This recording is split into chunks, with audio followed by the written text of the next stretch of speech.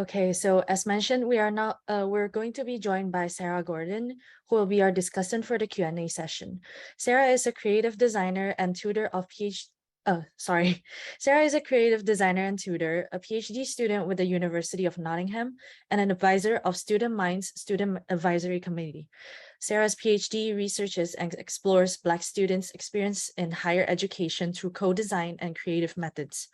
Sarah values her PhD as an opportunity to advocate for racialized students and highlight the potential of collaborative, co-designed approaches to student well-being initiatives and research. So, if any audience members have any questions, please ask or type in the Q&A function. The Q&A function is different from the chat function in that the questions are directly sent to the speaker and answered.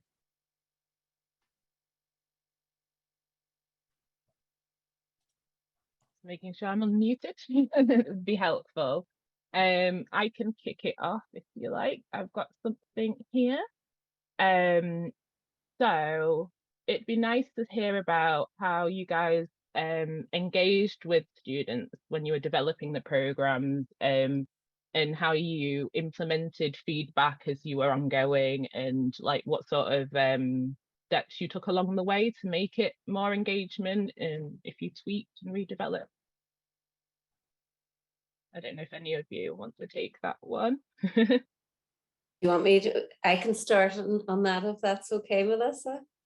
So yeah, I mean, our project, students, advisors, and student volunteers were just so important throughout the whole process. If I suppose to take the two different phases, so phase one, with the actual survey, we really found that getting students to help us out on the days that we were recruiting on campus was just so beneficial, in that, you know, the students that we were trying to recruit, they were similar ages, similar experiences, and like it really, really helped our recruitment rates. A lot of people keep saying to us, God, you know, you recruited nearly 2,000 people over a couple of days at registration. I mean, it was really good. Not only did they help out on the day, they helped us get the packs ready, etc.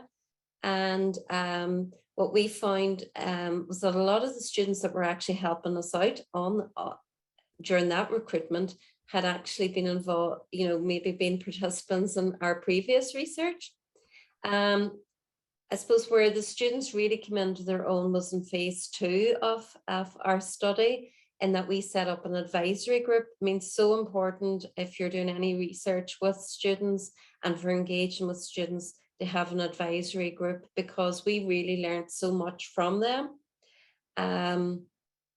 They, for example, went through all our online materials and read all the scripts. I mean, our intervention had been translated initially from German into Dutch, and then it was getting moved from Dutch into English.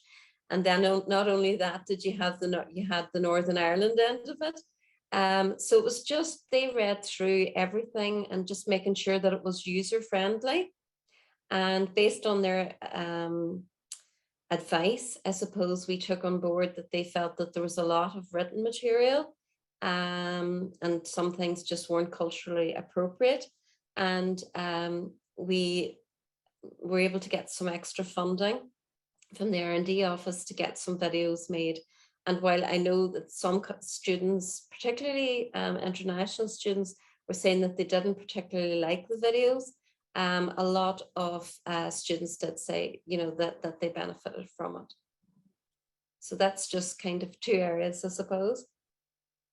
Yeah, no, that's interesting to me. Obviously, coming from a sort of creative and design background, and like my study involves a lot of more creative methods, just because I guess it's breaking through that noise of all the other things going on in students' lives, because I do have a bit of a sort of a bit of a bug with plain PDFs and information overwhelmed, because I worry that when you're already so down that that's just going to put you off. So it's really exciting to see all these sort of new approaches. I don't know if anybody else had anything, or I've got a few more questions that have popped up. I guess I can touch on how we incorporate students in our program, but in terms of the development of the program, we haven't actually incorporated student voices in that, but through our qualitative interview approach, we did receive some like valuable feedback in terms of developing relevant and acceptable programming opportunities. So for example, the importance of having one-on-one and tailored programming approaches was important for overcoming barriers to students engaging in on-campus physical activity programs. A lot of students have a fear of recreation spaces and the gym, just in terms of not knowing what to do. So that one-on-one space really provided a valuable transition area for them. So since hearing that feedback, we do provide like a transition option where we start them off in the Move You Happy You program, provide that one-on-one support, and then they become eligible for more group-based stuff and programming opportunities through sport and recreation services if they express interest in being contacted for future programming opportunities. So that was one piece of it. And then we also use predominantly student trainers to develop the programming, and that provides valuable learning opportunities for master students and undergraduate students if they're interested in helping to deliver the program. But next steps for this research is to actually take more of a participatory approach to developing and understanding student-centered strategies for offering this type of programming. Sounds great. I'm always happy to hear about co-design and participatory approaches and things like that. I just feel like there's so much that we can gain from actually getting involved directly with the people that we're talking about. So there's a couple of questions here. The first one, I think, is for Margaret, and it says, it says, how do you navigate potential risks for suicidal ideation and crisis on the sort of upcoming online board that you're developing? And I might just add this onto the end, but was an online CBT approach used in this project as well? And was it tailored in any way to the individual? Yeah. So I suppose the first question in relation to the suicide risk, so I take it that that's more in relation, because it says the online board, to phase 2 of the project. Yeah, I think so. Yeah, so if it's in relation to that, because there was guides, the guides were watching or overseeing how students were responding to the various aspects of the intervention, and they were providing written feedback. So they would have been very mindful of anything, that any risk that was being identified, and they would have responded directly to the student. But also we had counsellors, like qualified counsellors, that they could refer the student onto if they really felt that there was a lot of risk there, and they would have been contacted directly by the counsellor. Now, obviously, whenever they signed consent, they were made aware that if risk was identified, that their information would be passed on to counselling services. And like overall, any of the students that were involved in the counselling services really found it really, really beneficial. And I think they got a lot from it. In relation to the second part of it, CBT, it was based on CBT principles. And I know what you're saying about it being tailored for the specific individual. Again, this is where the guides came into their own, because they were able to provide that individual feedback to the students. The intervention itself, I suppose, wasn't developed as such with the individual in mind, but I think in relation to the feedback, I think that it did seem to be, meeting the needs of the majority of the students. The intervention itself, like any negatives, seemed to be more about, because it was a pilot and this platform was still being developed, it seemed to be more around, you know, like teething problems with the platform more than anything else. So hopefully that will answer the question. Great. I know recently, well, a few months ago, I did a talk at Hay Festival on suicide prevention and risk factors. And there was a book that was published, if anyone's interested. And I think the title of that is Preventing and Responding to Student Suicide, a Practical Guide for FE and HE Settings. And that talk was led by Joe Smith. That's right. I actually wrote a chapter in that. So just when you mentioned it, yeah. Great then. As part of my PhD, yeah. Yeah. Oh, wow. I didn't Small know world. that. So, and the recording for that event is on the Hay Player as well. So listen to it. I'll move on now. There's a question for Melissa, asking about the kind of collaboration between faculty on campus and your program, and how that can be successful in terms of student engagement. So I guess sort of involving staff and people like that in the program directly as well. Yeah, so in terms of collaborative efforts that could be helpful with disciplines on campus, in terms of like mental health professionals and sport and recreation services, there's like a really unused opportunity to provide directed referrals to tailored programming opportunities. So the mental health professionals would sit down with students, kind of like assess their needs for mental health services, and if deemed appropriate, then refer to tailored and relevant programming opportunities. And then from there, the physical activity specialists develop these programming opportunities that are in line with the mental health and physical activity literature and empirical evidence. So that way, mental health professionals don't have to dive into a whole other body of knowledge to develop their knowledge on physical activity, and physical activity professionals need support on the mental health aspects of programming opportunities as well. So providing those directed referrals as well. What was the second half of that question again? Sorry. Or, oh, I think you might be muted. Muted. Asking about the collaboration between faculty on campus and how that would be successful and benefit the student engagement part. Yeah, and of course the researchers. So you have sport and recreation services, mental health professionals working to develop more tailored and relevant programming opportunities, and then researchers involved in that too, to evaluate the program as what and whether or not it's effective and acceptable for the students. And then even getting involved with different student groups on campus as well, and trying to enhance uptake that way, and creating more of a population-based approach to getting students involved in physical activity programs.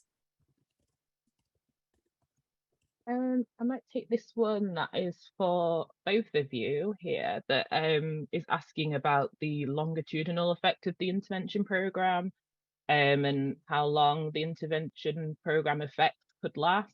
I'm quite curious as well. I don't know if either of you want to take that first. Or... I guess I'm already unmuted, so I can take a stab. But we haven't looked at the longitudinal effects of this program yet. That's definitely a future direction, is to understand the maintenance of this, as well, like maintenance of the mental health changes, and then also maintenance and physical activity behavior change as well. So students do significantly improve the amount of time they're spending engaging in physical activity throughout the week. And their mental health symptoms improve, but understanding whether or not that's maintained over time is an important next step.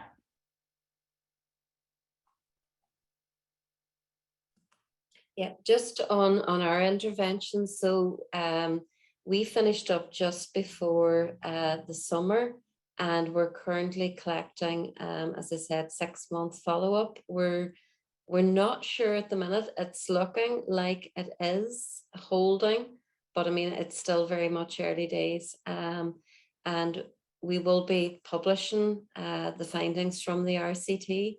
So we're just holding out for some more follow-up data collection, but hopefully all's looking good at the moment. So I'm going to skip to the top here. There's a question that's for you as well, actually, that's about students coming into post-secondary school and higher education with pre-existing mental health concerns, and the sort of implications of transitioning students from secondary school into other environments and bridging resources, early screening, that sort of thing. Yeah, I mean, I just think it is so important. I mean, I know within our university, and I know loads of universities are really trying to do a lot more to help with this transition. It's the early screening and early intervention, as our studies showed, was really beneficial for students. I mean, I know from talking to our student wellbeing services, for example, there was a lot of students that were identified as being at risk early on, and they were able to intervene and provide some support. But even just, being able to, in addition to our high risk students, on all our surveys, we had a list at the end of, support services, where to get help, and, even just highlighting to students that there is, support available on campus and within the local community is just so important for them. I mean, I often, when we're talking about this, as researchers and statisticians, you tend to think at times about the numbers and the ID of the person. You're looking at ID numbers rather than the real person.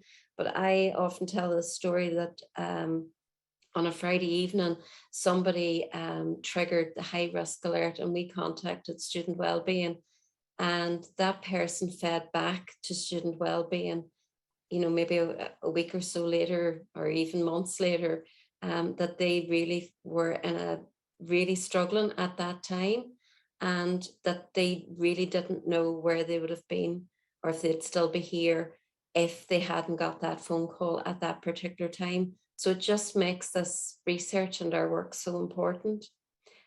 Just going back to the students are coming in from secondary school, and I think that a lot more needs to be done in secondary school to help students with mental health, help them to be able to manage their mental health and develop resilience, etc. Particularly, in those final years, when they're sitting exams. Just so much work needs to be done, and that's definitely going to be a focus of our next piece of research. Thank you. And I just want to round up with a question for all of you, Felicia as well. It'd be good to hear from you on this. Just how has student engagement enhanced the research project in general, and how have you found that? You have this, Felicia.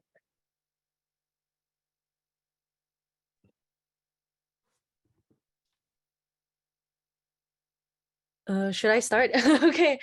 So I come from a student perspective. I think it's quite important, especially in this case when we're talking about student mental health. Student mental health. I guess we're not only just a target population, but we're also sort of this expert group. Sorry, it might sound a bit, but yeah, basically, sort of like an expert group, I guess. So really, I think it's not only important in this case, but I guess it's like an essential, basically. But I know it's not that easy, or how do I say this? But yeah, basically it's not like a really easy task, easier said than done. But I think a lot of people have tried really hard to to really get students engaged as much as possible and in depth as possible, really. So yeah, my stance is that it is not only important, but probably pretty essential, in especially with student mental health studies. Yeah, that's me. Anyone else want to take that next? Just so we can close up. Yeah, I'll just jump in really. Actually, I'm sorry, we're at 10:57. Go ahead. No, Melissa, go ahead. I was just going to say that student engagement, like, really, I think highlights like the impact of the research that we're doing a lot of the time. Like when you get like in-depth, participant-focused, qualitative research, it highlights more of the nuanced findings that you don't necessarily get from like pre-post changes and quantitative data.